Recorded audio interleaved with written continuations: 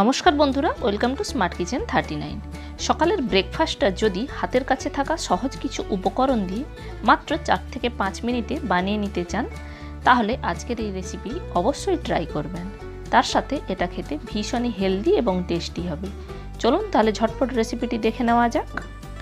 এটা বানানোর জন্য প্রথমে একটি মিক্সিং বলে দিচ্ছি।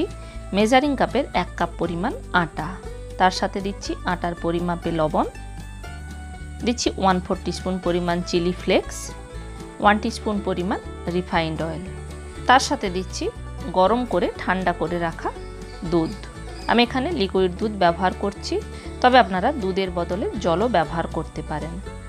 এবার একটা হ্যান্ড হুইস্কারের সাহায্যে সমস্ত কিছু ভালোভাবে মিশিয়ে নেব। এবার যদি জলের প্রয়োজন হয়ে থাকে তাহলে অবশ্যই জল ব্যবহার করবেন। আমি আরও 1/2 কাপ পরিমাণ জল দিয়ে এর একটা ব্যাটার বানিয়ে নিয়েছি। দেখুন, ব্যাটারের থিকনেসটা দেখে বুঝতে পারছেন।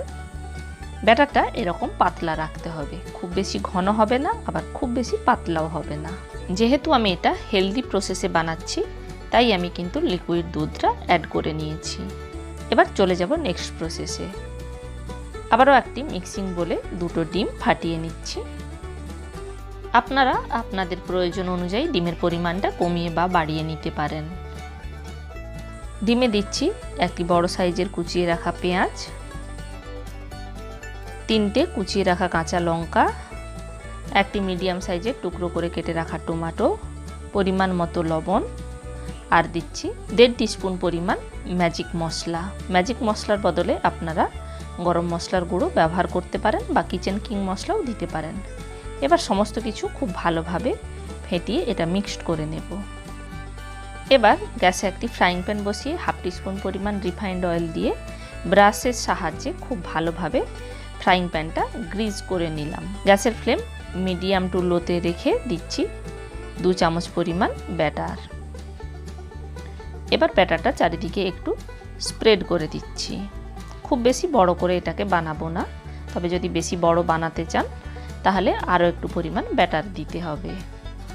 গ্যাসের ফ্লেম মিডিয়াম লোতে রেখে এটাকে 1 থেকে 1.5 মিনিটের জন্য কভার করে দিলাম। 1.5 মিনিট পর কভারটা উঠিয়ে নিচ্ছি। এবার ডিমের গোলাটা উপর থেকে কিছুটা পরিমাণ দিয়ে চারিদিকে স্প্রেড করে দিতে হবে। তারপর আবারও কভার করে এটাকে লো ফ্লেমে 1 থেকে 1.5 মিনিটের জন্য রেখে দেব।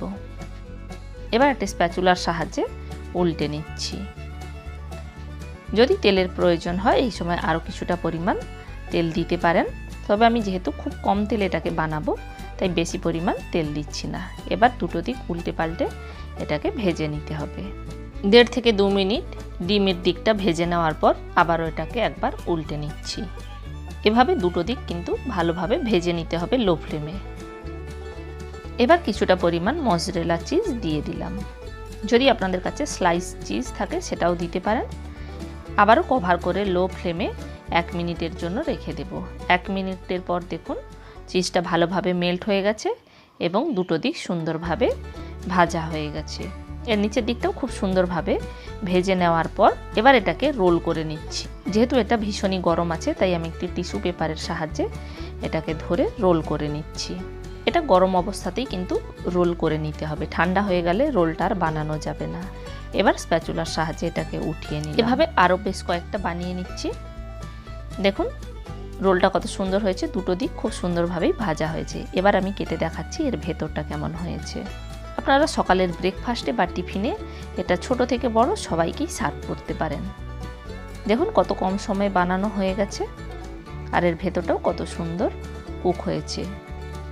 আশা করছি আজকের ভিডিওটা অন্যান্য দিনের ভিডিওর মতো ভালো লাগবে, আর বাড়িতে কিন্তু অবশ্যই এই রেসিপিটা ট্রাই করবেন। ভিডিওটি কেমন লাগলো কমেন্ট বক্সে কমেন্ট করে জানাতে ভুলবেন না। নিত্য নতুন ভিডিও পেতে চ্যানেলটি অবশ্যই সাবস্ক্রাইব করে রাখবেন। সম্পূর্ণ ভিডিও দেখবার জন্য ধন্যবাদ। ভালো থাকবেন, সুস্থ থাকবেন।